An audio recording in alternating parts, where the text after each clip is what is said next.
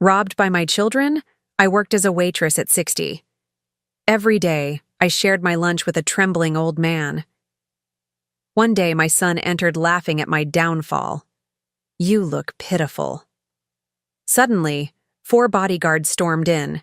The old man stood up, pointed at my son, and said something that nobody could ever imagined. "Everything changed. I'm glad to have you here. Follow my story until the end and comment the city you're watching from so I can see how far my story has reached." My name is Colette, and at 60 years old, I never imagined I would be wearing a polyester uniform, my feet aching in cheap shoes, carrying plates of food to strangers who barely looked at me. But life has a way of humbling you when you least expect it. The Murphy's Diner uniform was 2 sizes too big. The red fabric faded from countless washes. The name tag read, Colette, in peeling white letters, and every time I caught my reflection in the coffee pot, I saw a stranger. This wasn't supposed to be my story. I was supposed to be enjoying retirement, maybe traveling with my late husband's pension, watching my grandchildren grow up. Instead, here I was, learning to balance plates on my arm and smile at customers who treated me like I was invisible. It had been 3 weeks since I started working at Murphy's. 3 weeks since my world fell apart completely. The other waitresses were kind enough, especially Ruth, who had been working there for 15 years. She showed me how to carry 4 plates at once without dropping them, how to remember orders without writing everything down, and most importantly, how to keep smiling even when your feet felt like they were on fire. "You'll get used to it, honey," Ruth told me on my first day, her weathered hands adjusting my apron. "Takes about a month for your body to stop screaming at you." But it wasn't my body that was screaming. It was my heart. The morning rush was always the worst.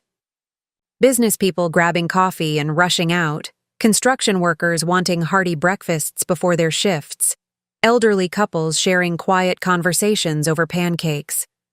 I watched them all, wondering if any of them had children who loved them, who would never dream of betraying them the way mine had. I tried not to think about Carlton and Rebecca, but they haunted every moment. My son and daughter, the children I had sacrificed everything for, the ones I had worked double shifts to put through college, the ones I had trusted with every penny I had saved over 40 years of marriage. The betrayal still felt fresh, like a wound that refused to heal. They had convinced me to sign papers, said it would help with taxes, make things easier when I got older. I was so tired then, still grieving my husband Robert's death 6 months earlier, that I barely read the documents. I trusted them. They were my children. But those papers weren't about taxes. They were about transferring my assets, my house, my savings, everything Robert and I had built together over 4 decades. By the time I realized what had happened, they had sold the house, emptied my accounts, and left me with nothing but a pile of debts they had accumulated using my credit. "Mom, we're helping you," Rebecca had said when I confronted them, her voice dripping with false concern. "You don't need all that space anyway. This will force you to downsize, live more simply." Carlton had been crueler. "You would have just wasted it anyway, Mom. At least this way the money stays in the family." Family? The word tasted bitter in my mouth now. So here I was, in a studio apartment that cost $1,200 a month, working 10-hour shifts at Murphy's Diner to pay rent and buy groceries. The apartment was tiny, with thin walls that let me hear every argument from my neighbors, and a heating system that sounded like a dying animal. But it was mine, the only thing in my life that truly belonged to me anymore. The lunch rush had started, and I was refilling coffee cups when I noticed him for the first time. An elderly man, probably in his 70s, sitting alone at the corner table by the window. He was thin, with silver hair and hands that trembled slightly as he lifted his coffee cup. His clothes were clean but worn, the kind that had seen better days. What struck me most was how he ate. Slowly, deliberately, like someone savoring every bite because he wasn't sure when the next meal would come. I recognized that carefulness, that appreciation for simple food. It was the same way I had been eating since my children left me with nothing. He ordered the cheapest thing on the menu, a cup of coffee and a piece of toast, $2.50. I watched him count out exact change from a small coin purse, his fingers shaking slightly as he placed each quarter on the table. Something about him reminded me of my father, who had worked construction until his hands were too arthritic to hold tools anymore. The same dignity in his posture, the same quiet resignation in his eyes. When I brought him his order, he looked up at me with clear blue eyes and said, "Thank you, dear." His voice was soft, educated, with just a hint of an accent I couldn't place. "You're welcome," I replied, and meant it more than I had with any customer since I started working there. Throughout the lunch rush, I found myself glancing at his table. He sat there for over an hour, making that single piece of toast and coffee last as long as possible. When he finally got up to leave, I noticed he left a $1 tip on a $2.50 bill. 40%. More than some customers left on $50 orders. That evening, as I soaked my aching feet in Epsom salt water in my tiny bathroom, I couldn't stop thinking about him.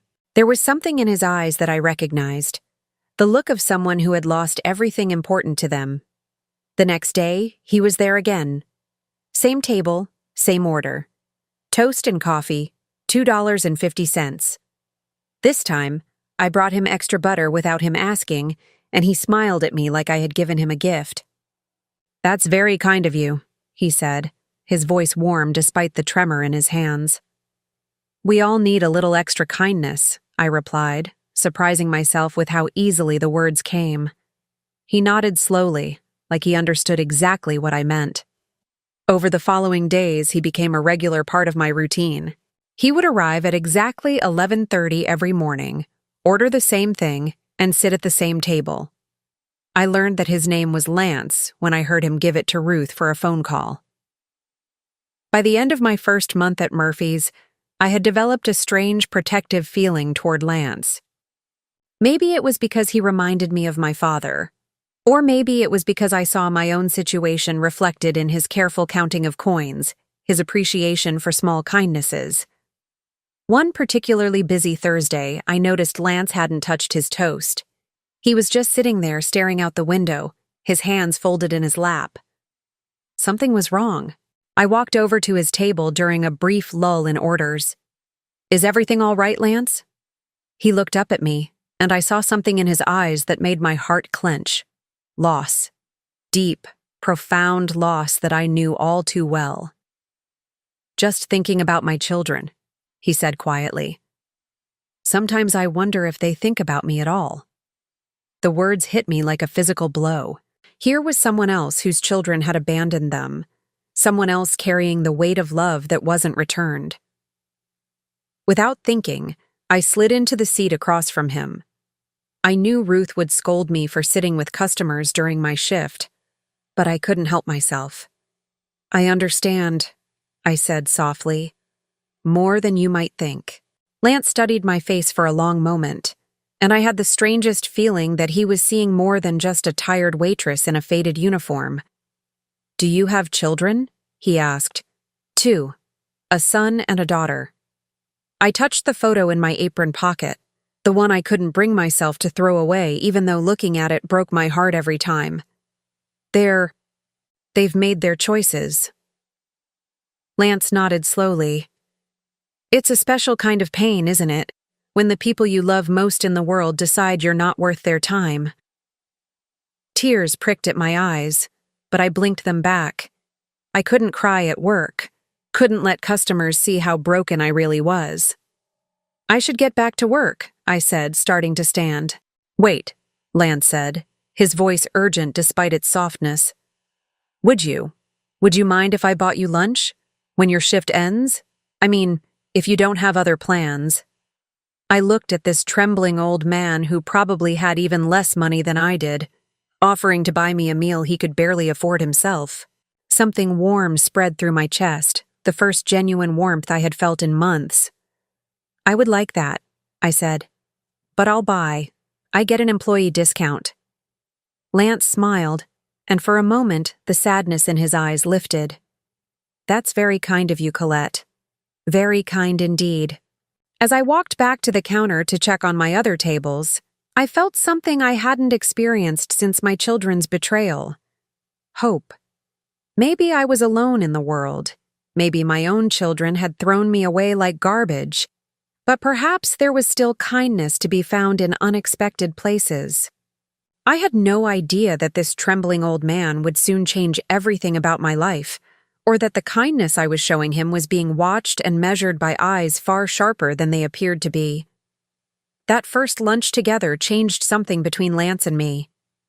We sat in the back booth of Murphy's after my shift ended, sharing a plate of the daily special, meatloaf and mashed potatoes, and talking like old friends who had just found each other again after years apart.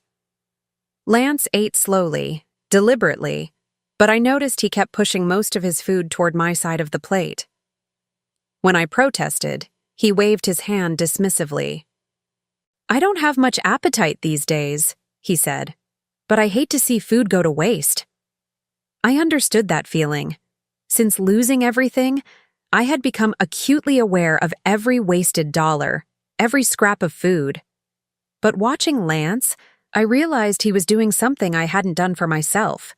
He was taking care of someone else despite his own struggles. "Tell me about your children," he said gently, his blue eyes kind but penetrating. "If you don't mind talking about it." And somehow, I found myself telling this near stranger everything. About Carlton and Rebecca, about how I had worked 2 jobs to put them through college, about the house Robert and I had bought when they were little and had lovingly maintained for 35 years, about the trust I had placed in them, the papers I had signed, the devastating moment when I realized what they had done.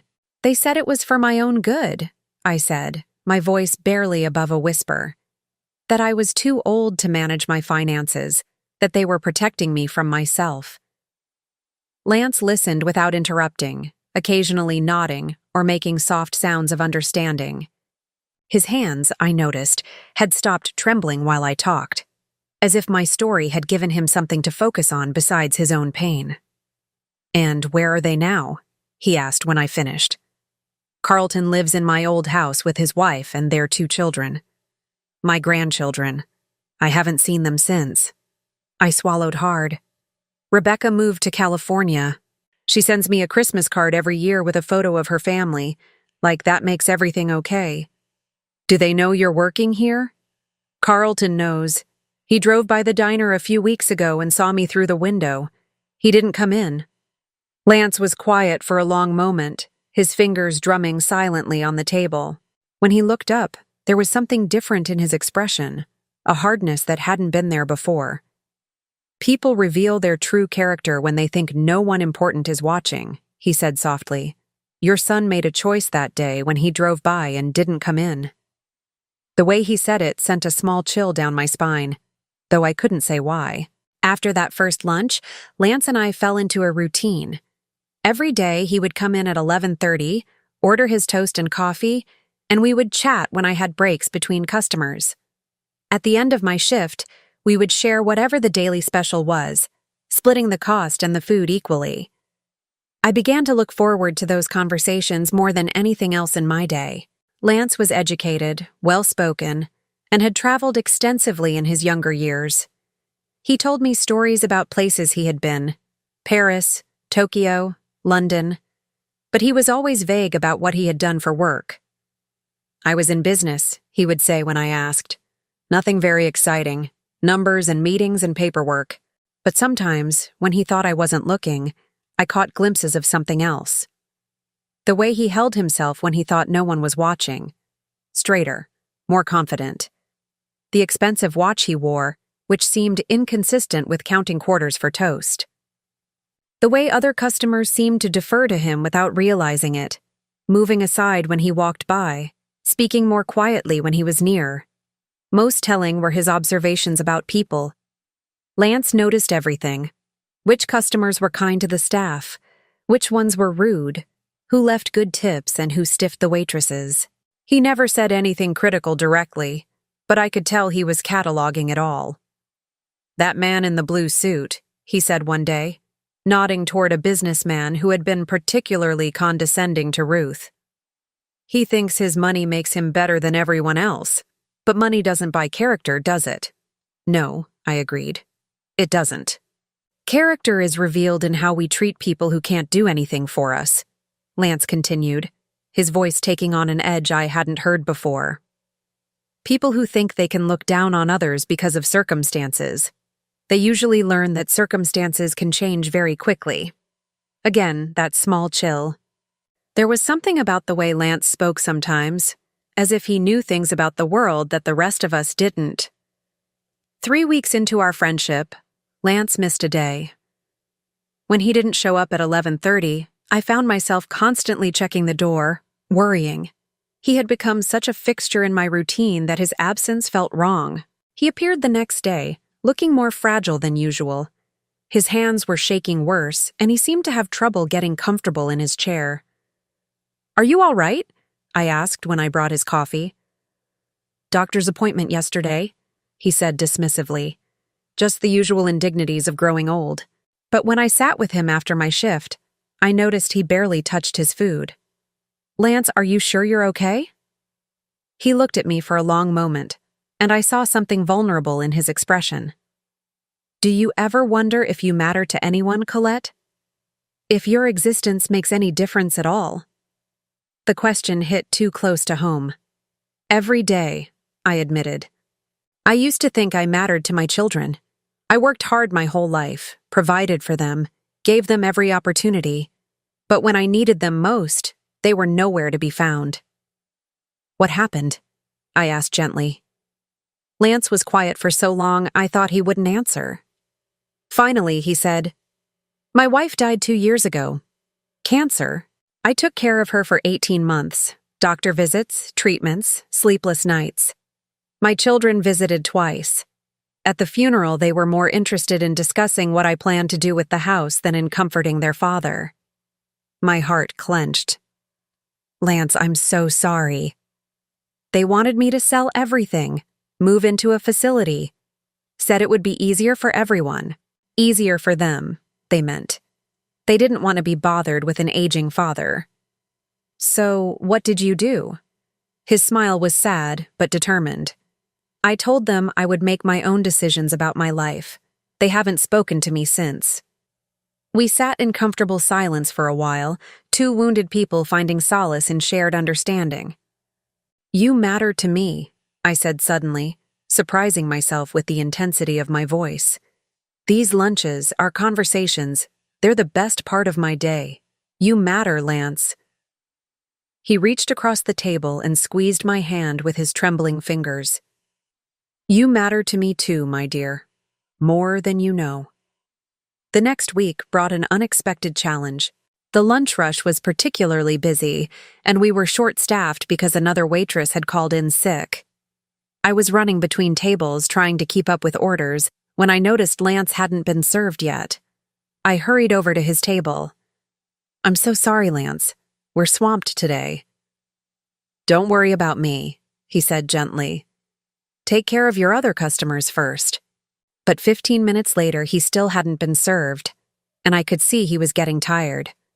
Without thinking, I grabbed my own lunch from the back, a sandwich I had brought from home, and set it in front of him. "Colette, I can't take your lunch," he protested. "You can and you will," I said firmly. "I'll eat later." Lance looked at the sandwich, then at me, and his eyes filled with tears. "No one has shown me this kind of kindness in years," he said softly. "Everyone deserves kindness," I replied. "Especially people who have been hurt by those who should have loved them." As I watched Lance eat my simple sandwich like it was a feast, I had no idea that this small act of generosity was being observed and noted by someone who had spent a lifetime learning to read character in people's smallest actions. I didn't know that Lance's trembling hands were steadier than they appeared, or that his shabby clothes hid more than poverty. I had no idea that his careful observations and quiet questions were gathering information about my true nature, testing the authenticity of my kindness. All I knew was that this lonely old man had become important to me, and that in caring for him, I was rediscovering parts of myself that my children's betrayal had buried. In sharing my meager lunch with someone who had even less, I was learning that having nothing didn't mean being nothing.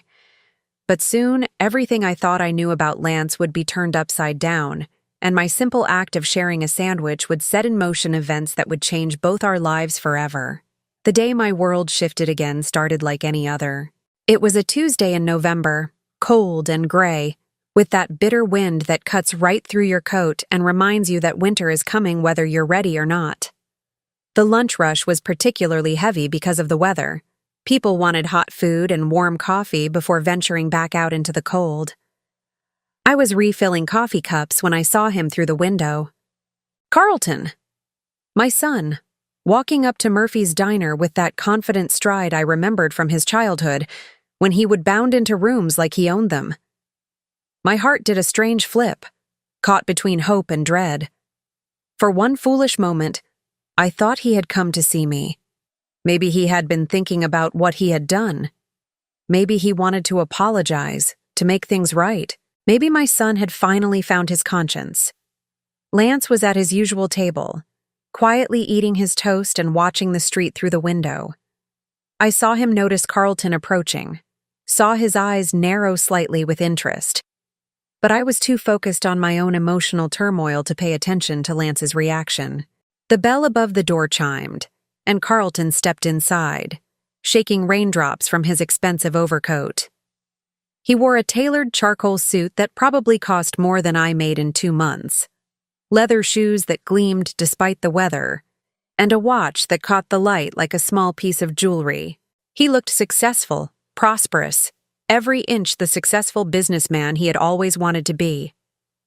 He looked around the diner with barely concealed distaste, taking in the worn vinyl booths, the crackling radio playing oldies, the smell of grease and coffee that permeated everything. His gaze swept over the other customers, construction workers in dirty clothes, elderly couples counting out exact change, a single mother trying to keep her toddler quiet while she ate. Then his eyes found me.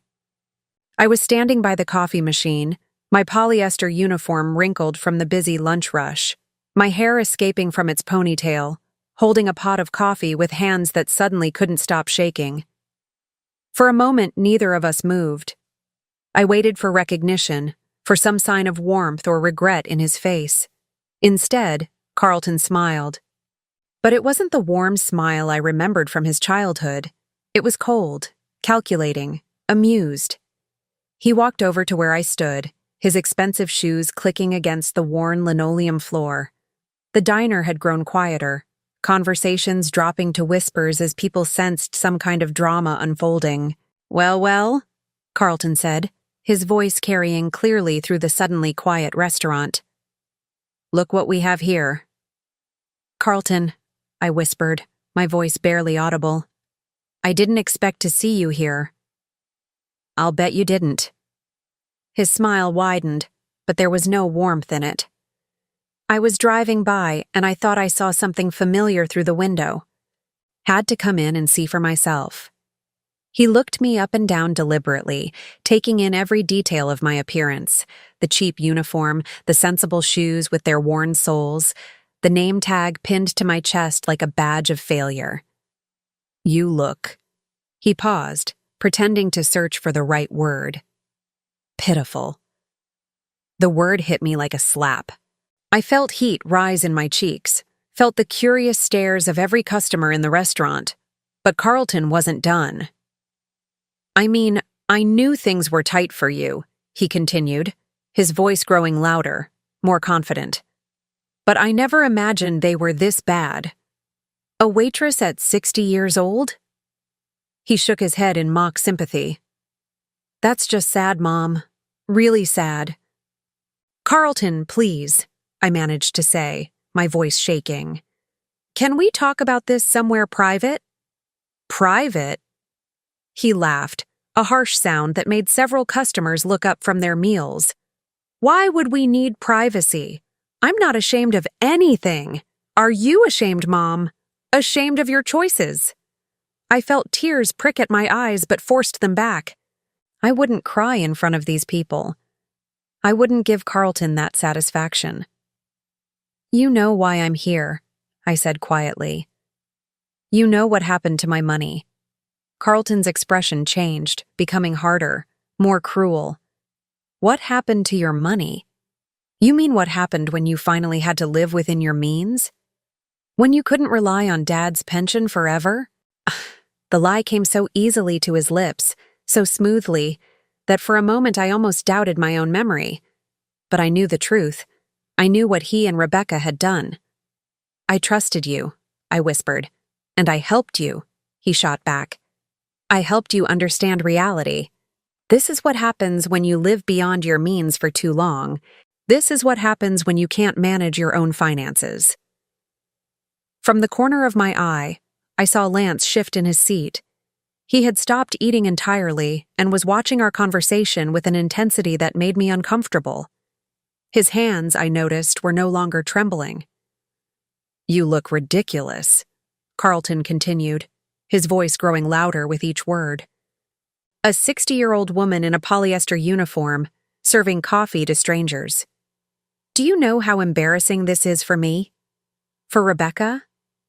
Do you know what people say when they find out our mother works as a waitress?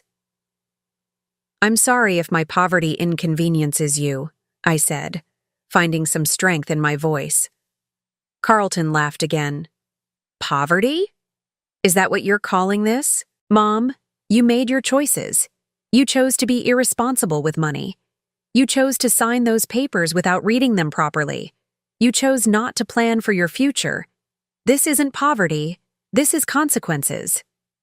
Each word was carefully chosen to wound, to shift blame, to make everything my fault. I realized with crystal clarity that Carlton felt no guilt about what he had done. In his mind, he had simply taken what was rightfully his from a foolish old woman who couldn't be trusted to manage it herself. I worked my whole life, I said, my voice growing stronger despite the tears in my eyes. I sacrificed everything for you and your sister. I put you through college, helped you buy your first house, gave you everything I could give. And what did you expect in return? Carlton's voice was mocking now. Some kind of lifetime pension for being a mother? That's not how the world works, Mom. Children don't owe their parents a living. The restaurant was completely silent now. Every customer, every employee was watching this painful family drama unfold. I felt exposed, humiliated, reduced to nothing more than entertainment for strangers. But then something happened that I didn't expect. Lance stood up. He moved slowly, carefully, like the elderly man he appeared to be.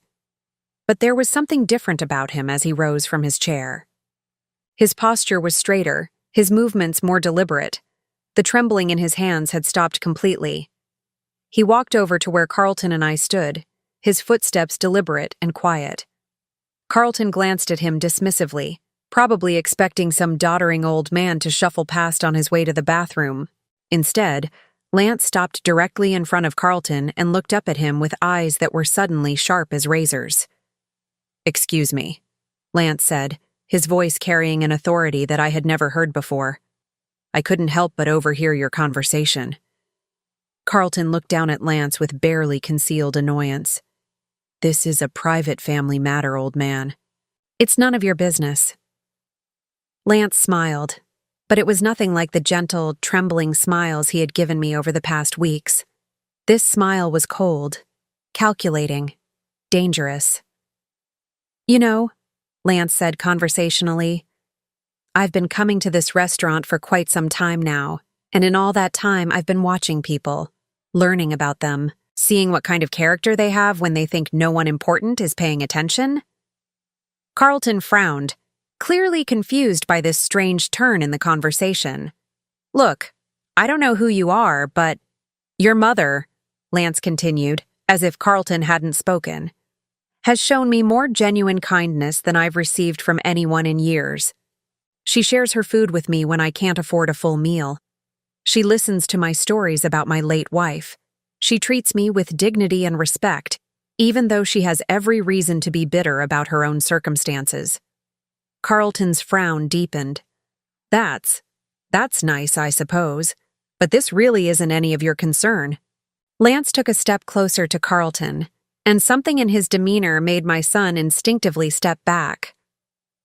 "On the other hand," Lance said, his voice dropping to a near whisper that somehow carried to every corner of the now silent restaurant, "you just publicly humiliated the woman who gave birth to you, the woman who sacrificed her entire adult life to give you opportunities. You stood here, in front of strangers, and mocked her for working an honest job to survive." Carlton's face was beginning to flush red. "Now, wait just a minute. I wonder," Lance continued, his eyes never leaving Carlton's face, "what kind of man does such a thing? What kind of character reveals itself in that behavior?" The temperature in the restaurant seemed to drop 10 degrees. Every customer was leaning forward in their seats, sensing that something significant was happening, though they couldn't quite understand what. Carlton straightened his shoulders, trying to reassert his authority. "I don't know who you think you are, but you're completely out of line. This is between me and my mother." Lance nodded slowly, as if considering this. Then he reached into his jacket pocket and pulled out his cell phone. It was expensive, sleek, the kind of device that cost more than most people made in a month. "You're absolutely right," Lance said calmly. "This is between you and your mother. But I think you should know something before you continue." He pressed a number on his phone's speed dial, then held it to his ear. When someone answered, his voice became crisp, businesslike, completely different from the trembling uncertainty I was used to hearing. "Marcus, it's Lance. Yes, I need you to run a background check on someone for me." "Carlton." He looked at my son expectantly. "Carlton Matthews," my son said automatically, then immediately looked like he regretted giving his name. "Carlton Matthews," Lance repeated into the phone. "I want to know everything. Where he works, who he knows, what business connections he has. Everything." He paused, listening. "Yes, immediately. And Marcus, this is priority 1. He ended the call and slipped the phone back into his pocket. The entire restaurant was so quiet you could hear the coffee pot gurgling on its burner. Carlton had gone pale. "Who? Who are you?" Lance looked at him for a long moment, then smiled that cold, dangerous smile again. "Someone who believes very strongly in consequences," he said softly. "Someone who has spent his entire life learning that character matters. And someone who has just discovered what kind of character you really have." He turned to me, and suddenly his expression was gentle again, though his eyes remained sharp. "Colette, my dear," he said, his voice warm despite everything that had just happened. "Would you mind if we finish this conversation tomorrow? I think your son and I might have some things to discuss." I nodded numbly, still trying to process what I had just witnessed. This wasn't the trembling, uncertain old man I had been sharing lunches with. This was someone else entirely. As Lance walked past Carlton toward the door, he paused and spoke quietly, but his words carried clearly through the silent restaurant. "You should have come in that day when you drove by and saw your mother working here," he said. "You should have shown her the respect she deserved, but you didn't. You made a choice, Carlton. And now you're going to live with the consequences of that choice." The bell chimed as Lance left the restaurant, and suddenly everyone was talking at once. But I barely heard the voices around me. I was staring at my son's pale, frightened face, wondering who Lance really was and what he meant by consequences. Carlton looked at me with something like panic in his eyes. "Mom, who is that man? How do you know him?" For the first time in months, I felt something that might have been hope stirring in my chest. "I thought he was just a lonely old man," I said softly. But I think I might have been wrong about that. I couldn't sleep that night. I kept replaying the scene at the diner over and over in my mind, trying to understand what had happened. The Lance I thought I knew, trembling, uncertain, counting quarters for toast, had vanished in an instant, replaced by someone who commanded attention with a single phone call and made my grown son turn pale with fear. The next morning, I arrived at work early, hoping Lance would come in before his usual time. I needed answers. I needed to understand who this man really was, and what he meant when he talked about consequences. Ruth noticed my distraction immediately. "You look like you didn't sleep a wink, honey. Everything all right?" "Oh, fine," I said, though my voice sounded strained even to my own ears. "Just tired." But I wasn't fine. My hands shook as I refilled salt shakers and wiped down tables. Every time the bell over the door chimed, I looked up expecting to see Lance or Carlton or someone else who might help me make sense of what had happened. At 11:15, the door opened and Lance walked in. He looked exactly like the frail old man I had befriended weeks ago. Slightly stooped shoulders, careful steps, hands that trembled as he hung his worn coat on the hook by his table. But now I knew it was an act, and once you know something is performance, you can't unsee it. He sat at his usual table and waited. Our eyes met across the restaurant, and he gave me that same gentle smile he had offered every day since we met. But now I could see the intelligence behind it, the careful assessment that I had mistaken for simple kindness. I walked over to his table, my heart pounding. "Your usual?" I asked, my voice barely steady. "Actually," Lance said, his voice back to the soft, uncertain tone I was used to, "I think today I'd like something different. Could I have the breakfast special? And coffee, of course." The breakfast special cost $12.50, more than 5 times his usual order. "Of course," I managed to say. When I brought his food 15 minutes later, Lance gestured to the seat across from him. "Would you mind sitting with me for a moment, my dear? I think we need to talk." I glanced around the restaurant. The morning rush was over, and we only had a few customers. Ruth caught my eye and nodded. She could handle things for a few minutes. I sat down across from Lance, my hands folded tightly in my lap. "Who are you?" I asked without preamble. Lance smiled, and this time it was neither the trembling uncertainty I was used to, nor the cold calculation from yesterday. It was something warmer, more genuine than either. "My name really is Lance," he said. "Lance Morrison. And I really am 74 years old, and my wife really did die 2 years ago, and my children really have abandoned me." He paused, cutting into his eggs with steady hands. "But I wasn't entirely honest about what I did for work." "What did you do?" "I built companies," Lance said simply. "Started with nothing after college and spent 50 years building, buying, and selling businesses. Technology companies, manufacturing, real estate development, restaurants. By the time I retired, I owned or had major stakes in over 200 companies across the country." My mouth fell open. 200 companies? Give or take. Lance took a bite of his eggs, watching my reaction carefully. "I was what people call a serial entrepreneur. Some ventures failed spectacularly. Others made me more money than I could spend in 10 lifetimes. But," I struggled to process this information, "but you count quarters for toast. You can barely afford coffee." Lance's expression grew sad. After Eleanor died, my children made it very clear that they were only interested in their inheritance. They wanted me to update my will immediately, to divide everything between them so they could start planning their futures. When I told them I wasn't ready to think about that I needed time to grieve, they stopped speaking to me. He set down his fork and looked directly at me. So I decided to conduct an experiment. I wanted to see what kind of person I really was when I had nothing, and I wanted to see what kind of people others were when they thought I was nobody important. "You've been pretending to be poor?"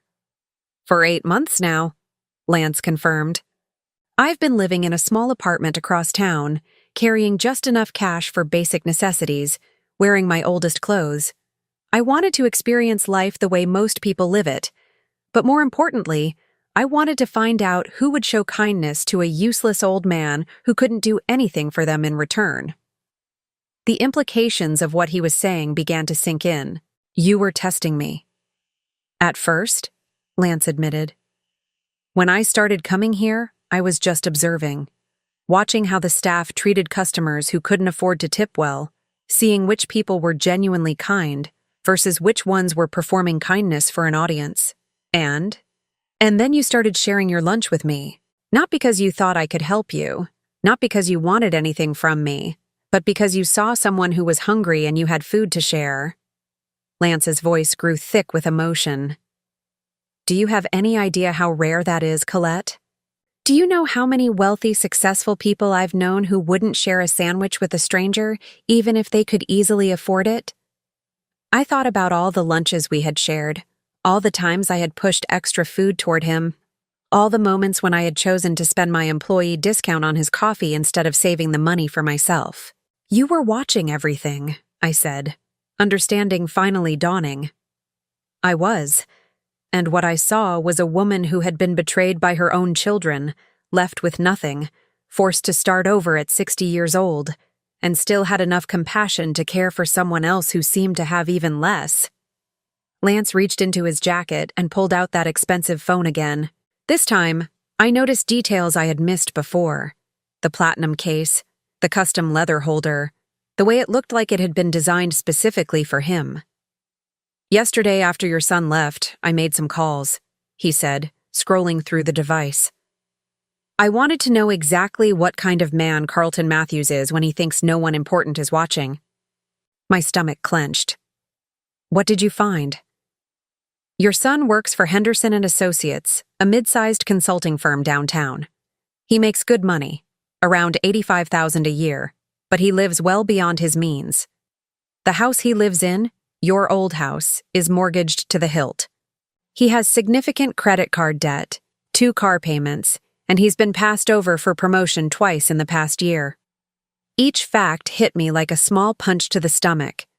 My son, who had seemed so successful, so confident, was struggling financially despite taking everything I had. But here's the interesting part, Lance continued, his voice growing harder. He's been telling people at work that he's expecting a significant inheritance soon. He's already started spending money he doesn't have, based on assets he believes he'll inherit from his wealthy father-in-law. His father-in-law? His wife's father owns a small chain of hardware stores, moderately successful but nothing extraordinary. The inheritance Carlton is counting on amounts to maybe $200,000 to be split between 3 children. Lance's smile was grim. Hardly enough to support the lifestyle he's been promising his wife and children. I felt sick. He took my money because he needed it. He took your money because he wanted it, Lance corrected. There's a difference. He convinced himself that you didn't need it as much as he did, that he was somehow entitled to it because he was your son. Lance put his phone away and looked at me intently. Colette, what would you say if I told you I could get your money back? The question hit me like a bolt of lightning. What? I said, what if I could get your money back? Your house, your savings, everything Carlton and Rebecca took from you. What would you say? I stared at him, afraid to hope. I would say that's impossible. They had legal documents. I signed papers. Papers can be challenged, especially when they were signed by someone who is grieving and not properly advised of their rights, and particularly when the people who benefited from those papers committed what could be construed as elder abuse. Lance leaned forward, his eyes intense. But I'm not talking about legal action, Colette. I'm talking about something much more direct. I don't understand. Remember what I told you about owning 200 companies? Well, one of those companies happens to hold the mortgage on your son's house. Another one owns the consulting firm where Carlton works. A third one provides the financing for his car loans. The room seemed to tilt around me. You own Henderson & Associates? Controlling interest, yes. Bought it 3 years ago when the original owner wanted to retire. Lance's smile was sharp now, predatory. Carlton doesn't know it yet, but his job security depends entirely on how generous I'm feeling today. I couldn't speak. The implications were staggering. Here's what's going to happen, Lance said, his voice calm and businesslike. Carlton is going to receive a phone call this afternoon. He's going to be told that his position at Henderson and Associates is being eliminated due to restructuring. He'll also be informed that his mortgage has been called in for immediate payment due to some technical violations in his paperwork. Lance, you can't— I'm not finished, he said gently. He'll also discover that his car loans have been transferred to a new company with much stricter payment terms. By the end of this week, your son is going to be facing financial pressures that will make his current debt problems look like pocket change. I felt dizzy. You're going to destroy him. I'm going to give him a choice, Lance corrected. He can return every penny he took from you, with interest, and I'll reverse all of these decisions. His job will be reinstated, his loans will return to their original terms, and his mortgage will be renegotiated. Or he can continue to believe that actions don't have consequences. Lance reached across the table and took my trembling hands in his steady ones. But more importantly, I'm going to give you a choice too. What kind of choice? You can go back to your old life, your house, your savings, your security. Carlton will learn that treating his mother like garbage has a price, and hopefully he'll become a better man because of it. I waited for the other option, sensing there was more. Or, Lance said slowly, you can start a new life. With someone who understands what it means to be betrayed by family, who knows what it's like to discover that the people you love most in the world only see you as a source of money. The weight of what he was offering hit me all at once. Not just my money back, not just revenge on Carlton, but something I had never dared to hope for. A second chance at happiness. I don't understand why you would do this for me, I whispered. Lance squeezed my hands gently. Because in 8 months of pretending to be poor, in 8 months of watching how people treat someone they think is worthless, you're the only person who saw me as human. Not as a source of money, not as someone to be used or ignored, but as a person worthy of kindness and respect. He paused, his voice growing soft. And because I've been alone for 2 years, in these past few weeks, sharing lunch with you and listening to your stories and seeing your strength in the face of betrayal, these have been the happiest days I've had since Eleanor died. Tears were streaming down my face now, but for the first time in months, they weren't tears of pain or loss. They were tears of possibility, of hope, of the overwhelming realization that sometimes the universe sends exactly what you need in the form you least expect. What happens now? I asked. Lance smiled, and this time it was purely gentle, purely real. Now we finish our breakfast. Then I make a phone call to Henderson and Associates, and then we see whether your son is capable of learning from his mistakes. As Lance signaled for Ruth to bring him more coffee, I realized that my life was about to change again. But this time, I wouldn't be falling. This time, someone would be there to catch me. Someone who had been watching all along. The phone call came at exactly 2:30 in the afternoon, while I was serving coffee to a table of construction workers and trying to process everything Lance had told me. My phone buzzed in my apron pocket, and when I saw Carlton's name on the screen, my heart jumped into my throat. I stepped into the back room to answer it, my hands trembling so badly I almost dropped the phone. Mom? Carlton's voice was tight with panic. Mom, I need to talk to you. Something's happening. What kind of something? I asked, though I already knew. I just got fired. The words came out in a rush. They called me into the office and said my position was being eliminated immediately.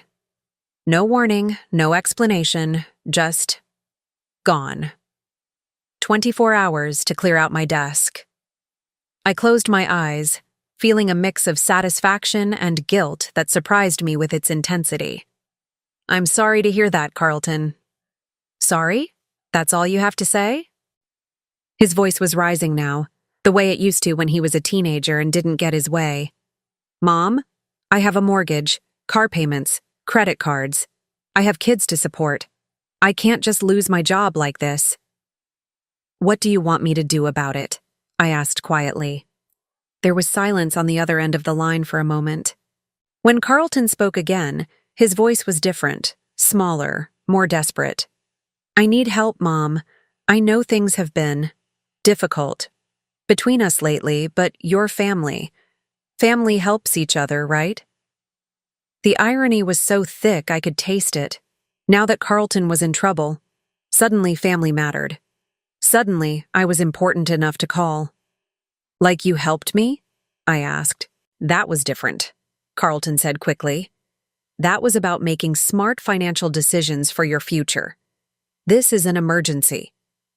Even now, even when he was begging for my help, he couldn't admit what he had really done. He couldn't say the words, "I'm sorry," or "I was wrong."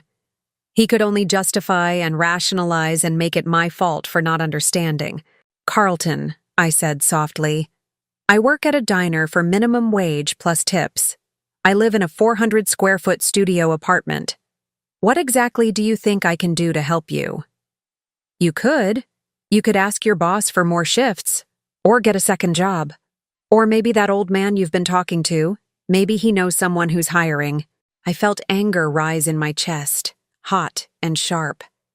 Even in his desperation, Carlton saw me as nothing more than a resource to be exploited.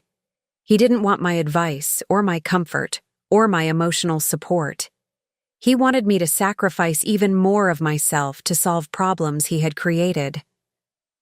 "The old man I've been talking to?" I repeated slowly. "Yeah, you mentioned him before. Lance something. Maybe he has connections." I almost laughed. If Carlton only knew how many connections Lance had, how easily he could solve every financial problem my son faced with a single phone call. But that wasn't going to happen, not until Carlton learned some fundamental truths about respect and consequences. "I'll think about it," I said. "Mom, please. I'm really scared here. The mortgage payment is due in 2 weeks, and without my job." "You'll figure something out," I said, echoing the same dismissive tone he had used with me when he left me with nothing. "You're a smart man, Carlton. I'm sure you'll think of something." I hung up before he could respond. 20 minutes later, Lance appeared at his usual table. He moved with his familiar careful steps, but I could see the difference now. The controlled strength behind the apparent frailty, the sharp intelligence behind the confused elderly act. When I brought him his coffee, he smiled up at me with genuine warmth. "How are you feeling, my dear?" "Confused," I admitted. "Carlton called. He's lost his job." I heard. Lance's expression didn't change, but there was satisfaction in his eyes. "And how did that make you feel?" I thought about it honestly. Part of me feels guilty. He has children, responsibilities, but part of me feels like maybe it's time he understood what it's like to have everything taken away from you. "Good," Lance said simply. "That means you're human, but you're not weak. Feeling guilty about someone else's suffering shows you have empathy. But recognizing that consequences are necessary shows you have wisdom." Over the next 3 days, Carlton called 6 more times. Each conversation followed the same pattern: panic, desperation, increasingly frantic requests for help that I couldn't possibly provide, and growing anger when I failed to solve his problems for him. By Friday, his tone had changed completely. "This is your fault," he said when I answered his latest call. "That old man, Lance whatever his name is, he did something. I know he did." "What are you talking about?" "Don't play dumb, Mom. The timing is too perfect. He threatened me on Tuesday, and by Wednesday afternoon my whole life was falling apart." Carlton's voice was sharp with accusation. "Who is he? What kind of connections does he have?" "He's a friend," I said carefully. "A friend who can get someone fired with a phone call? A friend who can call in mortgages and car loans? What kind of friend has that kind of power?" I didn't answer, but Carlton continued anyway. "I did some research, Mom. I started asking questions. Do you know what I found out?" My heart was pounding, but I kept my voice steady. "What did you find out?" "Lance Morrison, 74 years old. Net worth estimated at somewhere between $500 million and $800 million. Owner or major stakeholder in dozens of companies, including the one that just fired me. Carlton's voice dropped to a whisper. You've been having lunch with one of the richest men in the state, and somehow you convinced him to destroy my life. I didn't convince him to do anything, I said truthfully. Lance makes his own decisions. So you admit it. You admit you knew who he was. I found out the same day you did, I said, when he stood up to you in the restaurant. Before that, I thought he was just a lonely old man who needed a friend. Carlton was quiet for a long moment. When he spoke again, his voice was different. Not angry, not panicked, but calculating. What does he want? Carlton asked. Men like that don't destroy people's lives for no reason. What does he want from me? I looked across the restaurant where Lance was sitting at his usual table, reading a newspaper and drinking coffee like he didn't have a care in the world. But I knew he could hear every word of this conversation, knew he was waiting to see what I would say. I think you should ask him yourself, I said. What? He comes to Murphy's Diner every day at 11:30, table by the window. If you want to know what he wants, come ask him. Carlton was silent for almost a full minute. Finally, he said, Will you be there when I talk to him? For the first time in our conversation, my son sounded like the little boy he used to be, scared, uncertain, looking to his mother for protection. It broke my heart and filled me with hope at the same time. Do you want me to be there? I asked gently. Yes, Carlton whispered. Please. Saturday morning, Carlton walked into Murphy's Diner at exactly 11:45. He looked terrible, unshaven, wearing a wrinkled shirt and jeans instead of his usual expensive suit, dark circles under his eyes that spoke of sleepless nights. Lance was already at his table working on his usual toast and coffee. He looked up when Carlton approached, his expression neutral. Mr. Morrison? Carlton's voice was hoarse. Could I sit down? Lance gestured to the empty chair across from him. Of course. I was refilling salt shakers at a nearby table, close enough to hear their conversation, but trying to look like I wasn't listening. Carlton sat down heavily, his hands shaking as he folded them on the table. I know what you did, he said without preamble. Do you? Lance's voice was mild, conversational. What exactly do you think I did? You got me fired. You called in my loans. You're trying to destroy my life because of what happened with my mother. Lance took a sip of his coffee, considering. That's an interesting theory. Tell me, Carlton, do you think your life is being destroyed? I lost my job. I'm about to lose my house. My credit is ruined. If that's not destruction, what is? Consequences, Lance said simply. There's a difference. Carlton's face flushed red. Consequences for what? For telling my mother the truth? For helping her understand reality? Lance set down his coffee cup with deliberate care. Let me tell you what I see when I look at you, Carlton. I see a man who stole everything from his widowed mother and convinced himself it was for her own good. I see someone who publicly humiliated a woman who sacrificed her entire adult life for his benefit. I see a person who feels entitled to wealth he didn't earn and respect he hasn't shown to others. Carlton opened his mouth to protest, but Lance held up a hand. But more than that, Lance continued, I see someone who has never faced real consequences for his actions. Someone who has always been bailed out, always been protected from the results of his choices. What do you want from me? Carlton asked, his voice barely above a whisper. Lance leaned forward slightly. I want you to understand something that your mother understood when she was your age, that life is not fair, that sometimes you lose everything through no fault of your own, and that the measure of a person is how they treat others when they have nothing left to lose. He paused, glancing over at me. Your mother lost everything because she trusted you. But instead of becoming bitter or cruel, she chose to share her lunch with a stranger who appeared to have even less than she did. That's character, Carlton. That's the kind of person she is. Carlton followed Lance's gaze to where I stood, and for a moment I saw something in his eyes that might have been understanding. "What happens now?" Carlton asked.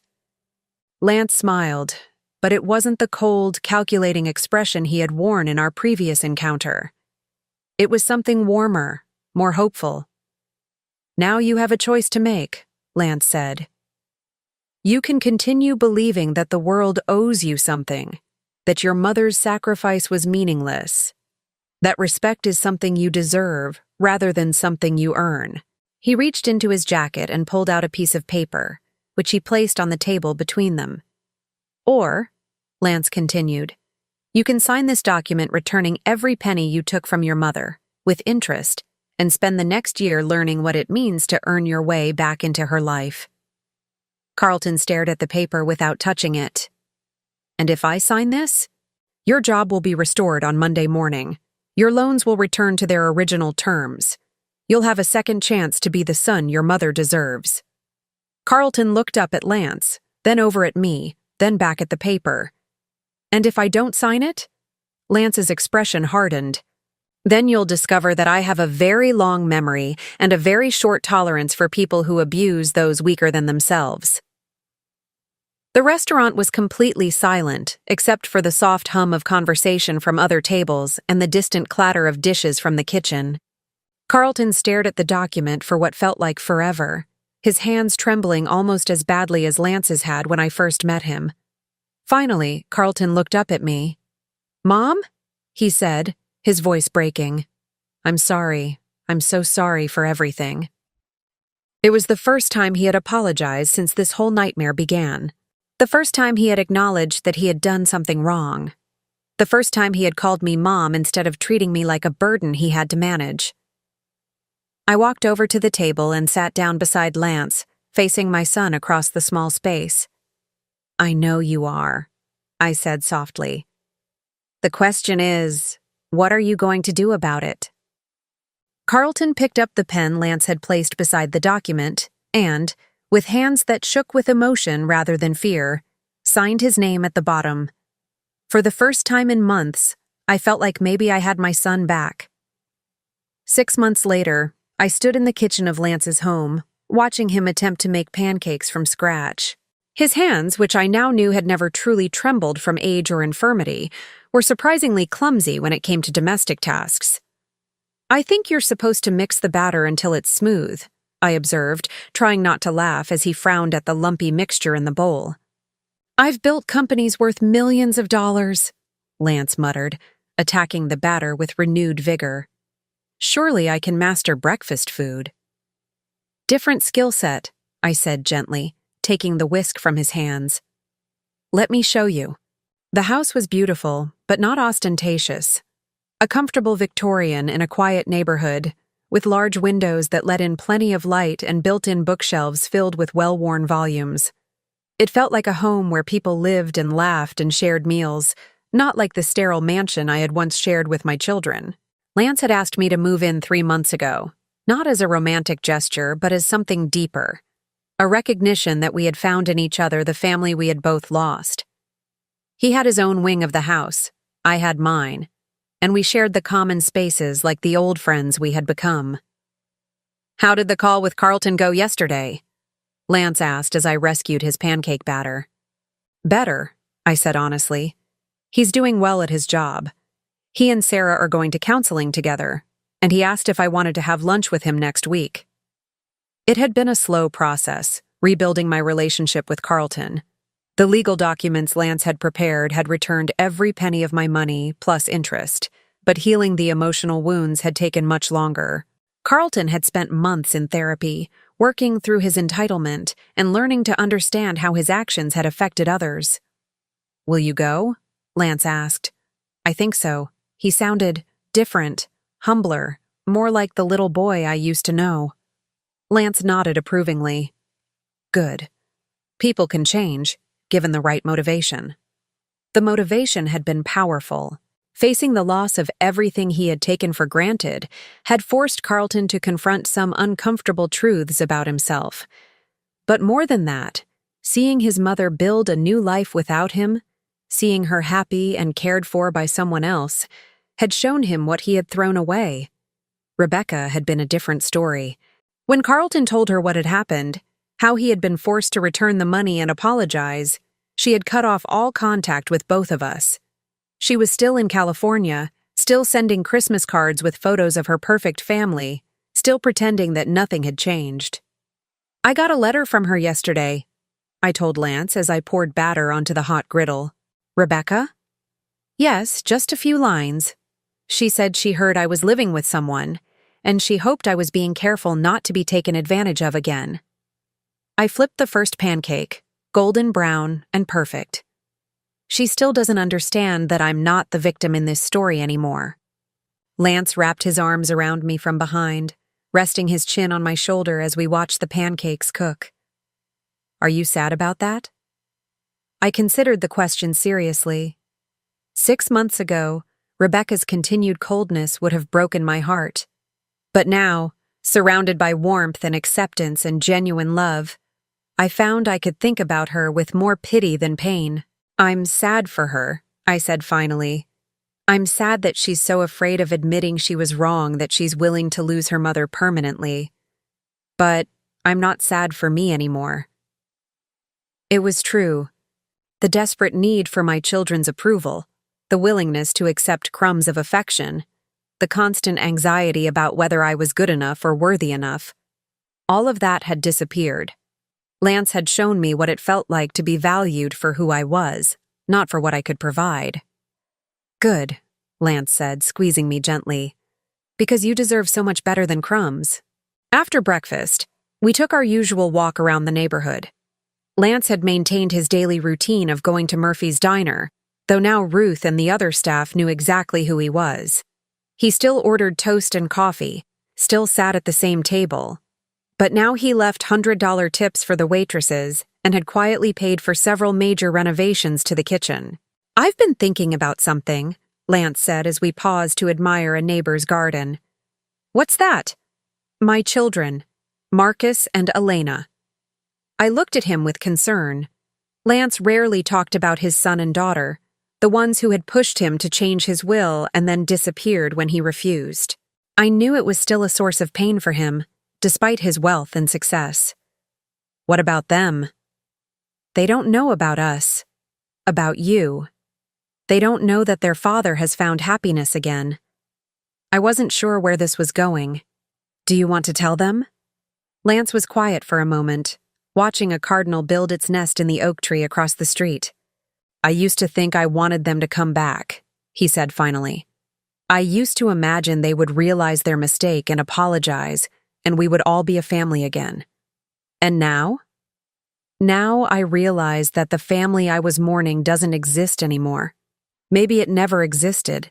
Maybe I was holding on to an idealized version of people who were never really who I thought they were." I took his hand as we continued walking. It's hard to let go of the dream of what family should be. "Yes, but here's what I've learned," Lance said, stopping to face me directly.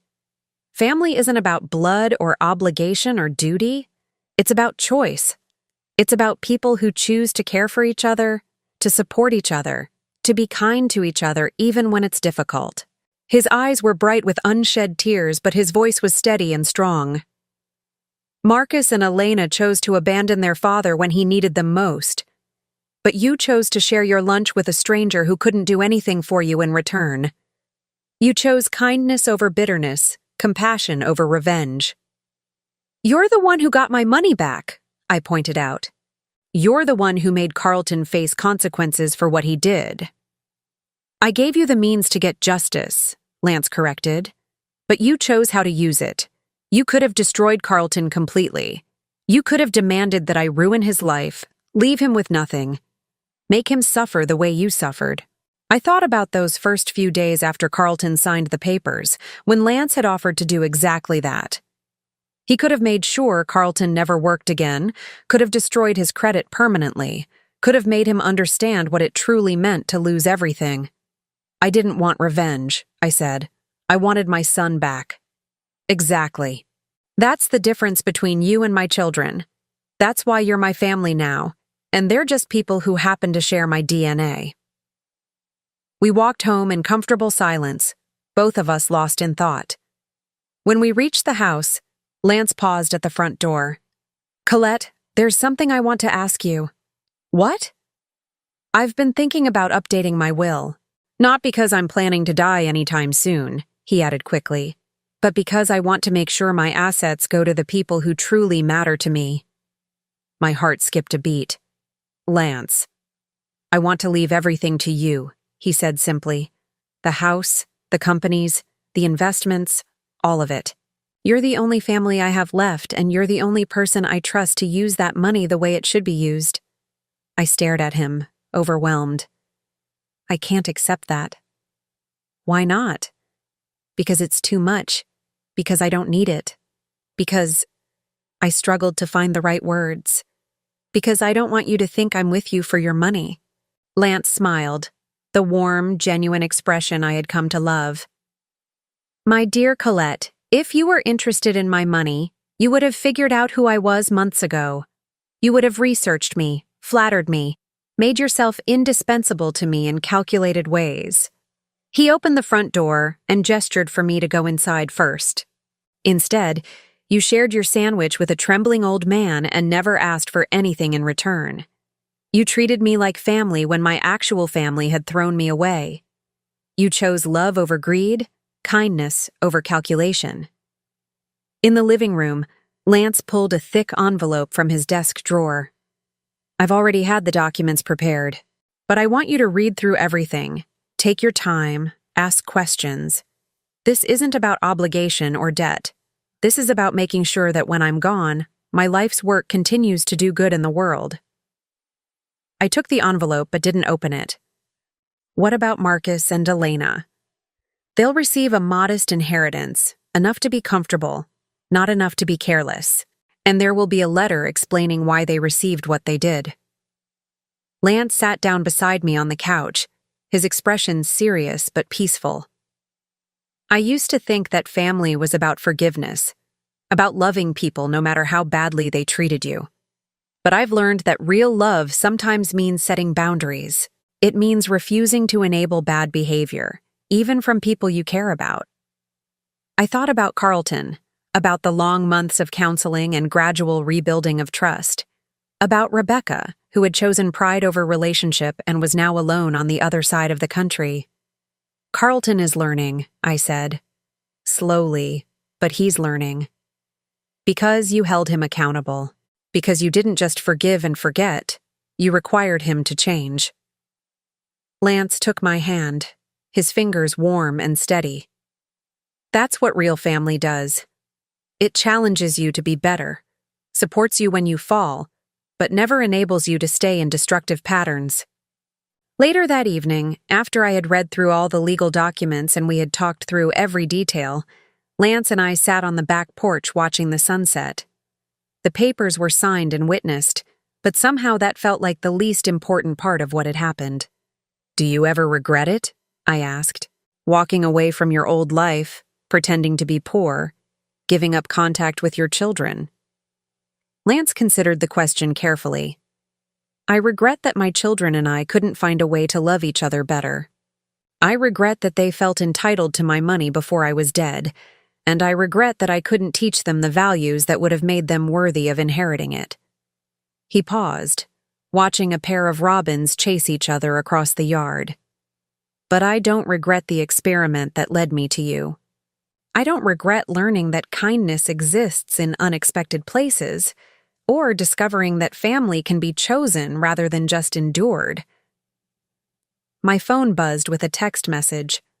Carlton's name appeared on the screen. "Mom, I know I don't say this enough, but I love you. Thank you for not giving up on me. See you for lunch on Tuesday." I showed the message to Lance, who smiled with genuine happiness. "See?" he said. "Real change is possible when people are willing to do the work." As the last light faded from the sky, I leaned against Lance's shoulder and thought about the journey that had brought us here.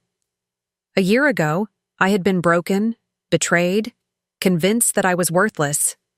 Now, I was sitting in a beautiful home with a man who valued me not for what I could give him, but for who I was. Lance? I said softly. Yes? Thank you for pretending to be poor. Thank you for letting me take care of you when I thought you needed it. Lance chuckled. Thank you for taking care of me when I actually did need it, just not in the way either of us expected. The house around us was quiet and peaceful, filled with the comfortable sounds of two people who had found their way home to each other. Tomorrow, I would have lunch with my son and continue the slow work of rebuilding that relationship. Rebecca might call someday, or she might not. Marcus and Elena would receive their inheritance and their letter, and they would make their own choices about what to do with both. But tonight, I was exactly where I belonged, with the family I had chosen, and who had chosen me in return. In the end, that was worth more than all the money in the world. Now I'm curious about you who listened to my story. What would you do if you were in my place? Have you ever been through something similar? Comment below. And meanwhile, I'm leaving on the final screen 2 other stories that are channel favorites, and they will definitely surprise you. Thank you for watching until here.